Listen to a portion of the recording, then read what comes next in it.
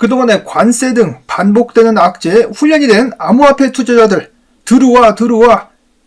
오늘도 꿋꿋하게 버티며 혹은 솔직히 강제 전도를 하면서 오늘도 한바탕 싸움을 이어가고 있습니다.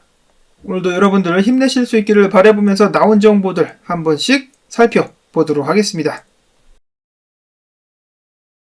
첫 번째로는 지겨우시겠지만 또 미국 및 트럼프 관련된 소식입니다. 미국의 2월 민간 고용 숫자가 77,000건 증가, 예상치를 대폭 하회했다.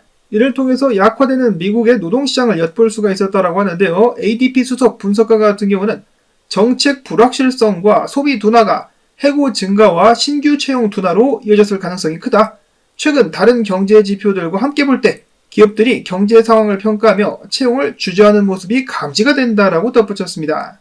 그리고 지속적으로 미국 정부 차원에서의 해고도 이어지고 있습니다. 국세청 같은 경우는 전체 공무원 숫자 중에 절반을 모가지를 날린다라고 또 발표가 나오기도 했었어요. 그래서 실업률이 악화가 되면서 그러면 트럼프는 왜 이렇게 경제를 망치려고 하고 있는 것이냐. 이 모든 것이 큰 그림, 수요를 낮춤으로써 인플레이션을 낮추고 또한 연준으로 하여금 동시에 금리 인하 압박을 주려는 그런 움직임이다 라고 해석을 하는 사람들도 있었습니다.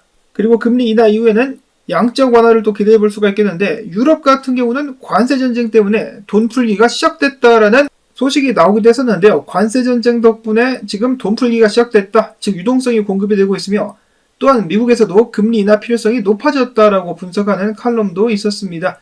또한 여기에 중국까지 돈 풀기가 조만간에 진행될 것이다라는 기대감이 나오고 있는 가운데 이러한 관세 전쟁 등은 국가들의 직접적인 영향을 미치며 이는 세계전쟁과 비견될 만하다라고 합니다. 이러한 불확실성과 유동성 증가로 비트코인과 금이 결국은 수혜를 받지 않겠느냐라는 긍정적인 예측이죠. 자, 비트코인 지금 조금씩 반등을 할랑말랑하고 있는 상황. 자, 그리고 캐나다 같은 경우는 마지막까지 개겨보겠다.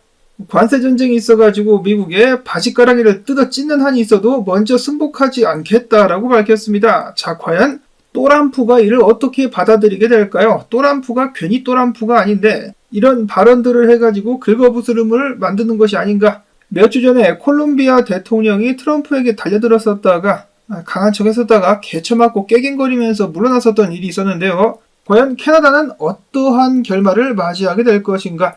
물론 캐나다를 콜롬비아와 직접적으로 비교하는 것은 아닙니다. 오해가 없으시기를 바라고.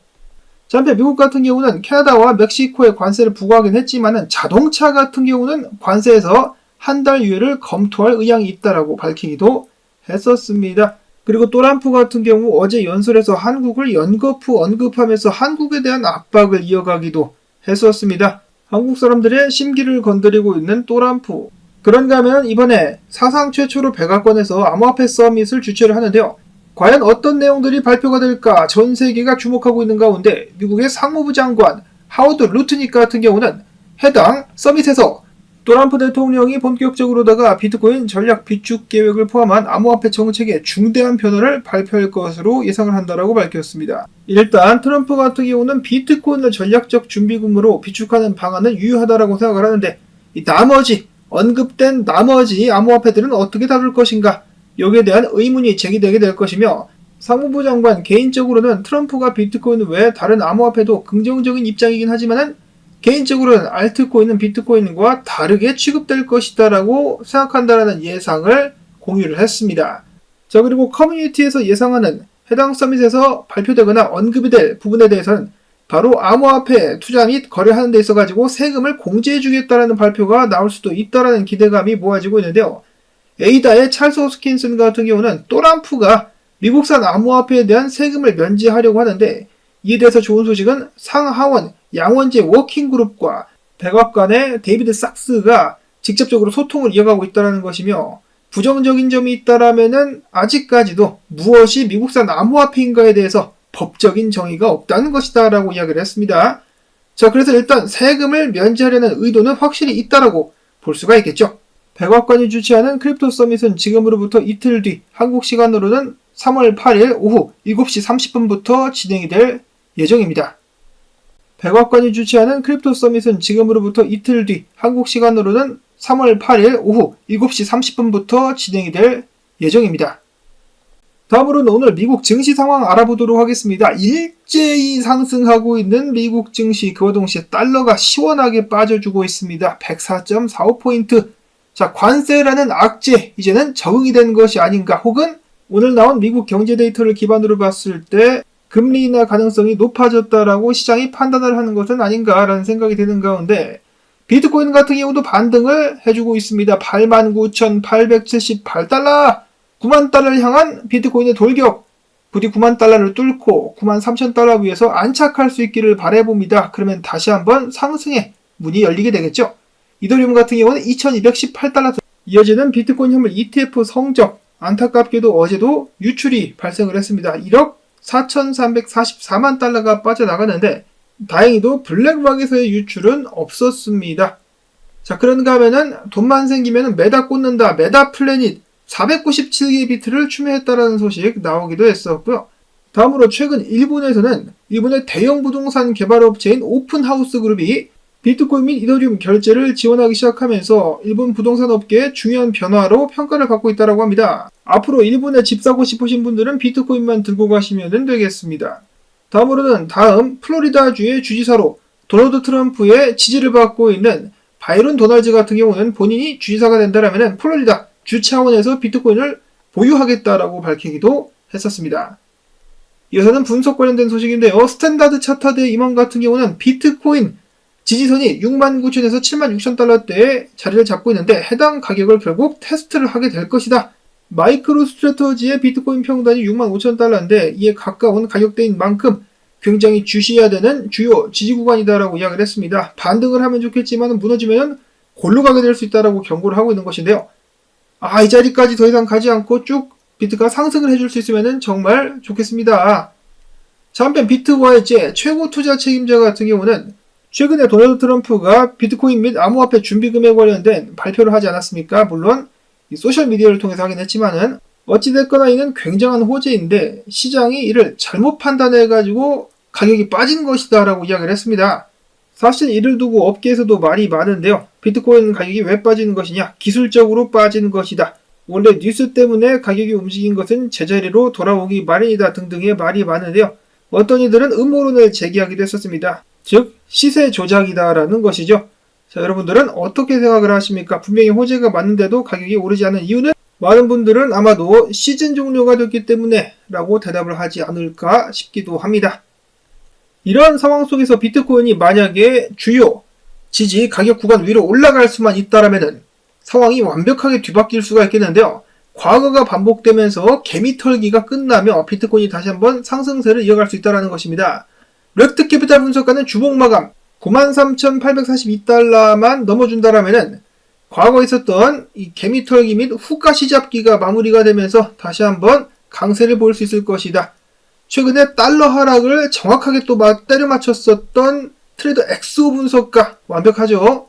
그 역시도 비트코인이 추가적인 상승을 위해서라면 93,000에서 94,000달러 위까지 올라와서 안착을 해줘야 된다라고 주장을 하고 있습니다. 반대로 그렇게 하지 못할 경우 하락세가 추가로 이어질 수 있다는 것이죠. 그야말로 죽느냐 사느냐 기로에 놓인 비트코인. 죽지는 않겠지만은 그래도 큰 하락을 하느냐 상승으로 이어질 수 있느냐. 꽤 오리 선생 같은 경우는 93,000까지 안 가고 92,000달러까지만 가져도 충분하다라는 의견을 제시를 하고 있었는데요. 일단 9만 달러 수준을 완벽하게 돌파해가지고 그 위에서 엉덩이를 꽉 눌러 앉는 것이 중요한 것만큼은 사실인 것 같습니다.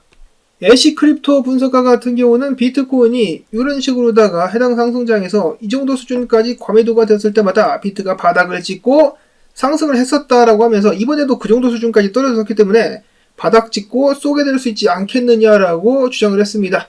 추세선 맞자마자 강하게 반등하고 있는 비트코인 저력을 보여다오. 크립토 배트맨 같은 경우는 이번 불장이 2016년도와 비슷하다는 의견도 굉장히 많이 있는데요. 똑같다라고 주장을 하면서 조만간에 비트코인 개떡상을 시작하게 될 것이다라는 희망 회로를 이어갔습니다. 좀 가주앗. 자, 그리고 어제 암호화폐 업계에 또 긍정적인 사건이 발생을 했었죠. 미국 상원이 초당적으로다가 암호화폐 규제 철회 결의안 압도적으로 통과를 시켜버리는 것인데요. 이를 통해서 IRS 미국 국세청에 새로운 브로커에 관련된 규정을 철회, 디파이 업계에 숨통을 쥘 수 있는 그런 위험성을 없애겠다라는 것인데 자, 물론 상원에서 통과가 됐고 이제는 하원으로 내려가게 되겠는데요. 여기에서도 통과가 되게 된다면은 디파이 산업에 대한 부담이 크게 줄어들면서 디파이 산업이 크게 성장할 가능성이 높아질 것으로 기대가 되고 있습니다. 자, 한편 이더리움 현물 ETF 어제 자금 유입이 있었습니다. 비트코인은 빠졌는데 이더는 들어왔다. 1460만 달러가 들어왔었고 안타깝게도 블랙록에서는 2630만 달러가 빠져나갔었습니다. 그리고 이더리움의 팩트라 업그레이드 기대가 많이 되고 있었지만 최근에 에러가 떴다. 문제가 발생을 했기 때문에 예정대로 메인넷 적용을 시키기는 어려워질 수 있다라고 합니다. 안타깝네요. 다음으로는 이더리움의 레이어2 프로젝트 아비트럼이 로빈후드에 상장되면서 가격 상승이 좀 있었다라는 소식이 나오기도 했었으며, 이어서는 솔라나! 최근에 솔라나 커뮤니티에서 새로운 메커니즘 관련된 제안이 나왔는데, 스테이킹된 솔라나 양에 맞춰가지고 인플레이션율을 동적 비율로 하향하는 SIMD 0228 제안이 나온 것인데, 만약에 통과돼가지고 시행이 될 수 있다라면은 솔라나 연간 6억 7,700만 달러에서 11억 달러 상당의 매도 압력이 완화될 것으로 예상을 해볼 수가 있다라고 합니다. 통과가 된다라면은 굉장히 큰 호재가 될 수 있을 것이다. 자, 한편 리플사 같은 경우는 이번에 로비 단체를 새롭게 꾸렸습니다. 미국 암호화폐 협회를 공식 출범시켰다라고 하는데요. 해당 기구의 대표는 리플사의 법률 자문 스튜어트 알데로티 씨가 맡게 될 것으로 알려져 있습니다. 해당 단체는 앞으로 암호화폐 관련된 교육, 로비, 정치 활동 등에 참여할 예정이라고 하는데요. 돈 좋아하는 정치인들 아주 그냥 설탕물에 담궈가지고 암호화폐 긍정적인 정책들을 잘 이끌어낼 수 있기를 바라보면서 오늘 나온 정보들 여러분들께 도움되셨다면 오늘도 도마도 채널 살려주기 운동 광고 영상 시청해주기를 통해서 여러분들께 지원 부탁드리면서 저는 다음에 새로운 소식 가지고 인사를 또 드리도록 하겠습니다. 안녕히 계십시오.